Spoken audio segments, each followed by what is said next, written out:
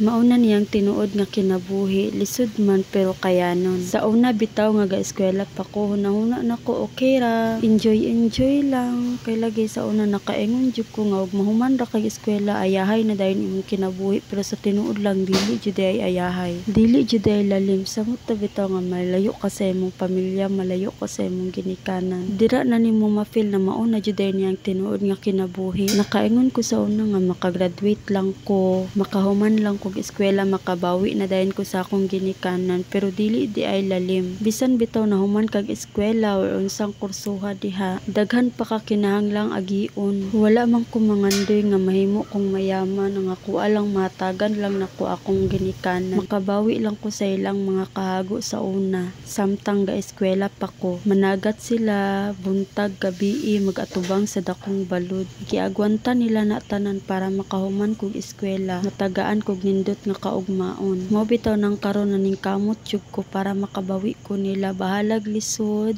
dili lalim, kapoy, stress. Kayanon ako ang tanan para sa ilaha. Samot na karon senior na sila, dili na jud unta angay nilang manginabuhi. Dapat jud unta galingkod-lingkod na lang sila, lantaw-lantaw na lang TV, kaon-kaon silang gustong kaunon. Pero unsaon man pobre ra man jud ta. Kinahanglan pud nilang mulihok kay lagi dili pud lagi sapat ang akong ginahatag sa ilaha. Daghan kay kog mga pangandoy para sa ilaha. Gusto na ko hatagan sila negosyo. Gusto na ko mahatagan sila og store nga bugasan para dili mi mahutdan og bugas, para dili mi mahutdan og kaunon. Ang lisod bitaw jud karon no kay kanang pang-adlaw-adlaw nga panginahanglanon. Kanang makita bitaw ka sa asinan na wala nay sulod, sudlanan sa sugar nga wala nay sulod, sudlanan sa bugas nga wala nay sulod, mga kape wala na. Mao jud na ang lisod karon. Maong gisigi na kog ampo sa Ginoo na hatagan pa untag taas na kinabuhi akong ginikanan para pod masinati nilang kahiyahay sa kinabuhi. Kay sa una naglisod na sila, hantod karon naglisod ra gihapon. Unya ako limited ra pod ang akong mahatag. Sahay bitaw kay makauna-una ko kasuya sa lain. Makauna-una ko may pa sila no makalaag-laag ra. May pa sila no kay dali-dali ra nila makapalit og mga nindot na kagamitan, makapalit og unsay gusto nila. Pero giwala na ko na sa akong unahuna, kaya akong giunahuna akong ginikanan. Akong giunahuna ang aunahon sa nako akong ginikanan na deserve ang akong kaugalingon. Pero kabalo ko, gasalig ko sa Ginoo na maabot ang panahon, makabuot ra nako ang akong mga pangandoy para sa akong ginikanan o para sa akong kaugalingon. O kabalo ko, dili ko pasagdan sa Ginoo. Maong karon ang first priority jud nako kaya nga ako ang ginikanan.